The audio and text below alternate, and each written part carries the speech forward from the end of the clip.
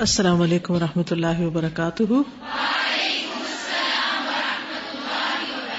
کیا حال ہے سب کا؟ الحمدللہ۔ اعوذ باللہ من الشیطان الرجیم، بسم اللہ الرحمن الرحیم، الحمد للہ رب العالمین، الرحمن الرحیم، مالک یوم الدین، ایاک نعبد وإیاک نستعین،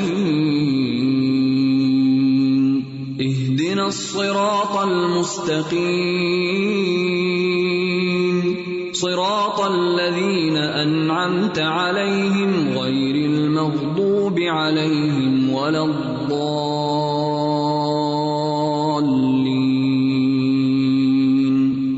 آمین۔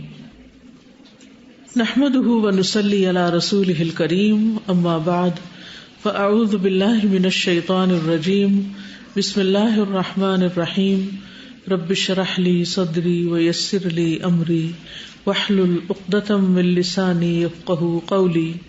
اگلی صحابیہ ہیں سیدہ بغوم بنت معذل رضی اللہ عنہا۔ ان کا خاندانی پس منظر، نام بغوم، والد کا نام معذل بن خالد بن عمر بن سفیان اور خاوند کا نام صفوان بن امیہ تھا۔ صفوان بن امیہ کے بارے میں پیچھے تفصیل سے بات ہو چکی ہے، اس لیے یہ وہی ہیں جن کو نبی صلی اللہ علیہ وسلم نے ایک وادی بھر بکریاں اور اونٹ وغیرہ دیے تھے، اور پھر وہ اپنی قوم کے پاس آ کر کہنے لگے کہ تم مسلمان ہو جاؤ۔ محمد صلی اللہ علیہ وسلم اتنا دیتے ہیں کہ انہیں فقر کا ڈر نہیں ہوتا۔ امیہ بن خلف جو حضور صلی اللہ علیہ وسلم کا سخت دشمن تھا، ان کے خاوند صفوان بن امیہ کا والد تھا۔ دیکھیے کس خاندان سے ہے نا خاتون۔ امیہ بن خلف قریش کا شر پسند اور بڑا جرائم پیشہ سردار تھا۔ اس نے رسول اللہ صلی اللہ علیہ وسلم کے مؤذن سیدنا بلال بن رباح حبشی کو دردناک سزاؤں کا نشانہ بنایا۔ سیدنا بلال اور ان کے ساتھ مل کر صحابہ کی جماعت نے امیہ بن خلف کو میدان بدر میں قتل کر دیا۔ سیدہ بغوم کے خاوند صفوان بن امیہ نے عمیر بن وہب جمحی، جس کا بیٹا جنگ بدر میں گرفتار ہو گیا تھا، اس کے ساتھ اس بات پر اتفاق کیا کہ اگر تو رسول اللہ صلی اللہ علیہ وسلم کو قتل کر دے تو تیرا سارا قرضہ میں ادا کر دوں گا اور تیرے بچوں کی کفالت بھی میرے ذمہ ہوگی۔ یعنی یہ اس کے شوہر ہے جو یہ نبی صلی اللہ علیہ وسلم کے قتل پر ایک شخص کو بھیج رہا ہے۔ عمیر نے اپنی زہر آلود تلوار گلے میں لٹکائی اور مدینہ کی طرف روانہ ہو گیا۔ جب وہ مسجد نبی کے قریب پہنچا تو سیدنا عمر بن خطاب نے اس کو دیکھ لیا۔ جب وہ اپنی سواری مسجد کے دروازے کے ساتھ باندھ رہا تھا تو اس وقت نظر پڑی ان کی۔ سیدنا عمر رضی اللہ عنہ جو صحابہ ان کے ارد گرد کھڑے تھے ان سے کہا، وہ دیکھو اللہ کا دشمن عمیر بن وہب ہے، اللہ کی قسم یہ کسی شرارت کے لیے آیا ہے، اس نے جنگ بدر میں بھی ہمارا ڈٹ کر مقابلہ کیا تھا۔ پھر سیدنا عمر رسول اللہ صلی اللہ علیہ وسلم کے پاس گئے اور انہیں عمیر بن وہب کی آمد کے بارے میں بتایا۔ رسول اللہ صلی اللہ علیہ وسلم نے فرمایا کہ اسے میرے پاس لاؤ۔ اسے پکڑ کر رسول اللہ صلی اللہ علیہ وسلم کی خدمت میں پیش کیا گیا۔ رسول اللہ صلی اللہ علیہ وسلم نے اس سے پوچھا، اے عمیر کیسے آنا ہوا؟ اس نے کہا، میرا بیٹا آپ کے ہاں قیدی ہے، اسے چھڑانے کی غرض سے آیا ہوں، اس کو از راہ کرم آزاد کر دیجیے۔ رسول اللہ صلی اللہ علیہ وسلم نے پوچھا، یہ گلے میں تلوار کیوں لٹکائی ہوئی ہے؟ عمیر نے کہا، اللہ اس تلوار کا بیڑا غرق کرے، اس نے پہلے ہمیں کون سا فائدہ دیا ہے کہ اب دے گی؟ رسول اللہ صلی اللہ علیہ وسلم نے فرمایا، مجھ سے سچ سچ کہو کہ یہاں کس لیے آئے ہو؟ اس نے کہا، میں اپنے بیٹے کو لینے آیا ہوں۔ رسول اللہ صلی اللہ علیہ وسلم نے فرمایا، تو اور صفوان حتیم میں بیٹھے تم نے ان مقتولین کو یاد کیا جن کی لاشوں کو قلیب کنویں میں پھینک دیا گیا تھا۔ پھر تم نے کہا، اگر میں مقروض نہ ہوتا اور میرے چھوٹے بچے نہ ہوتے تو میں محمد صلی اللہ علیہ وسلم کو قتل کرنے کے لیے روانہ ہو جاتا۔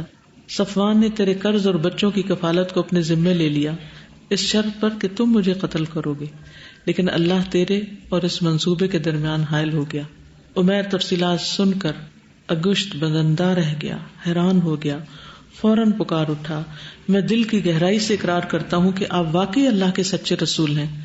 اے اللہ کے رسول، آپ ہمیں جو بھی آسمان کی خبر سناتے ہیں ہم اس کی تکذیب کر دیا کرتے تھے، جو آپ پر وحی نازل ہوتی تھی ہم اس کو جھٹلا دیا کرتے۔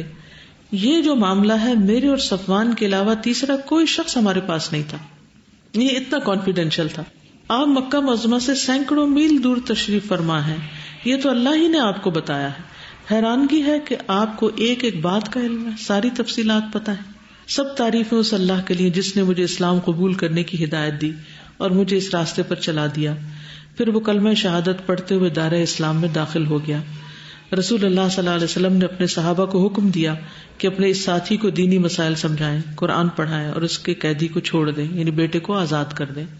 صحابہ کرام نے حکم کی تعمیل کی. عمیر بن وہب مکہ کی طرف واپس آیا اور لوگوں کو اسلام کی دعوت دینے لگا. جو اس کا انکار کرتا تو یہ اسے سزا دیتا. فتح مکہ کے دن سیدہ بغوم قریشی خواتین کے ساتھ رسول اللہ صلی اللہ علیہ وسلم کی خدمت میں حاضر ہوئی اور ان سب خواتین نے آپ کی بیعت کی اور اسلام قبول کر لیا. عمیر نے اپنے چچا کے بیٹے صفوان کے لیے رسول اللہ صلی اللہ علیہ وسلم سے امن کی ضمانت طلب کی تو آپ نے اسے ضمانت دے دی. سیدہ بغوم کا اسلام قبول کرنا اور خاوند کا انکار کرنا.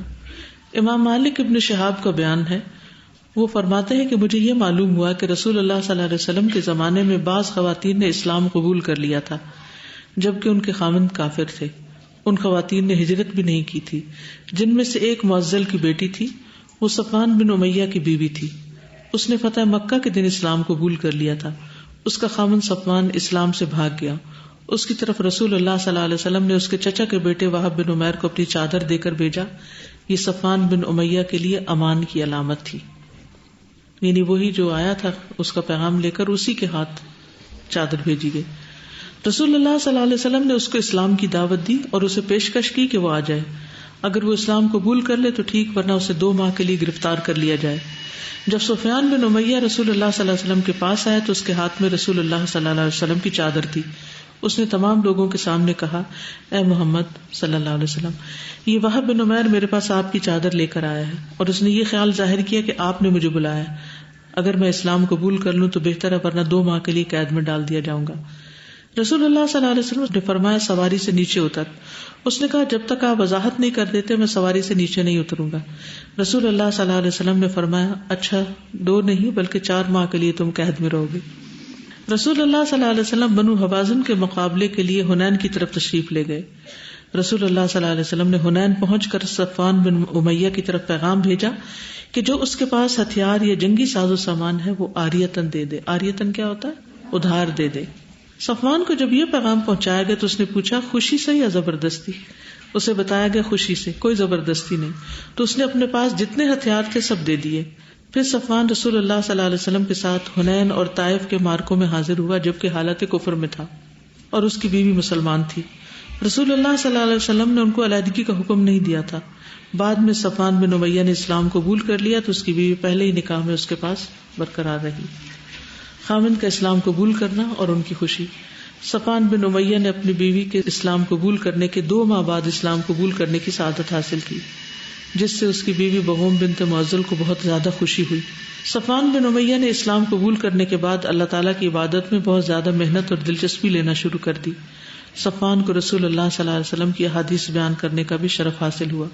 صفوان کہتے ہیں کہ ایک دن وہ تھا کہ نبی کریم صلی اللہ علیہ وسلم کے ساتھ میرا سب لوگوں سے بڑھ کر بغض تھا، لیکن آج ساری کائنات میں سب سے زیادہ مجھے وہ محبوب ہیں.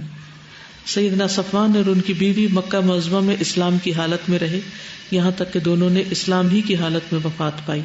اللہ تعالیٰ ان دونوں پر اپنی رحمت کا سایہ دراز کرے، آمین. جیسے میں نے پہلے عرض کیا نا کہ جتنے بھی سرداروں کے بیٹے اور بڑے بڑے لوگ تھے وہ آہستہ آہستہ سب مسلمان ہو گئے، تو صفوان بھی انہی میں سے تھا.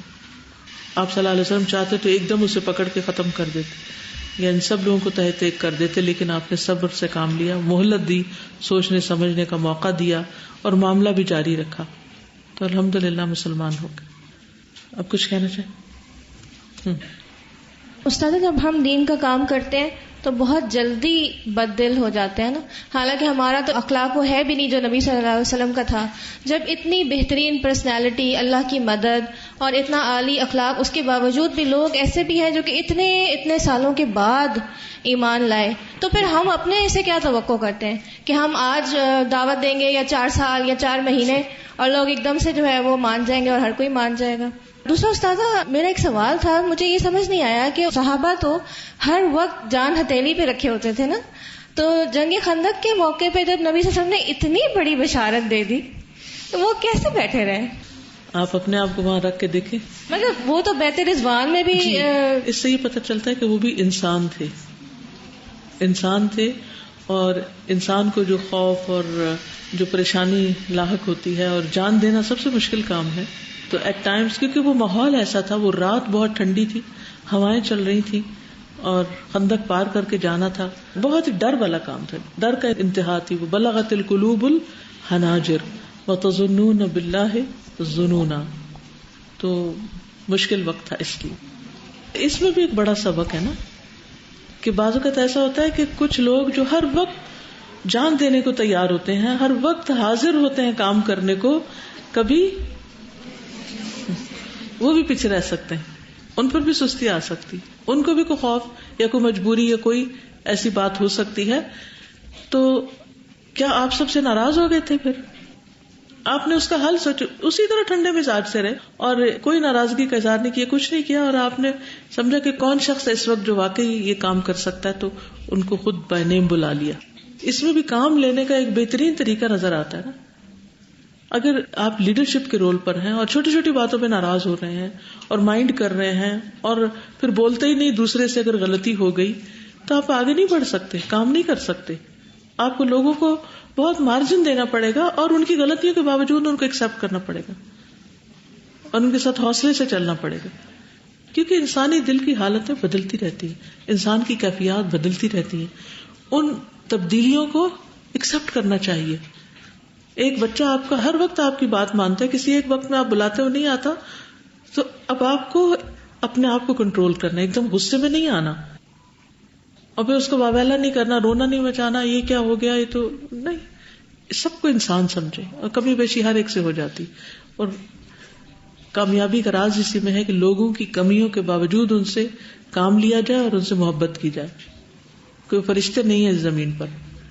جی استاذہ، اس میں ہے نا کہ رسول اللہ نے ان سے پوچھا اے عمیر کیسے آنا ہوا، یعنی ان کو یہ بھی نظر آتا تلوار ہے، اور پھر رسول اللہ صلی اللہ علیہ وسلم کو پتہ چل چکا تھا، لیکن جس پیار سے ان کو پہلے یہ نہیں کہا کہ مطلب اس کو پکڑ لو، اس کے دل میں جو کچھ ہے مجھے پتہ ہے، اور یہ وہ خود پہلے ان کو کہا کہ لے کے آؤ، پھر ان کو بٹھایا، پھر آرام سے کہا، پھر جو وہ کہہ رہے ہیں فوراً نہیں کہہ دیا تم جھوٹ بول رہے ہو مجھے پتہ ہے، پر آرام سے سارا کچھ کر کے مجھے بہت اچھا لگا کیسے آنا ہوا، یعنی کہ آرام سے بتا رہے ہیں. یعنی اس ڈیلنگ میں جو حکمت ہے. بعض اوقات ایسا ہوتا ہے نا، آپ کو اپنے بچے سے کوئی بات نکلوانی ہوتی ہے اور آپ کو پتہ ہوتا ہے اس کی غلطی وغیرہ سب کچھ پتا ہوتی ہے، لیکن آپ اس کو اس کے منہ سے سننا چاہتے ہیں کہ وہ کیا کر رہا ہے. تو اس میں بھی اپنے آپ کو، یعنی ساری بات پھر وہی سیلف ڈسپلن کی ہے. اگر ہم ڈسپلن ہو جائیں تو باقی لوگ بھی بہتر ہو جائیں. اوکے، سبحانک اللہم و بحمدک، اشہد ان لا الہ الا انت، استغفرک و اتوب الیک. السلام علیکم و رحمۃ اللہ وبرکاتہ.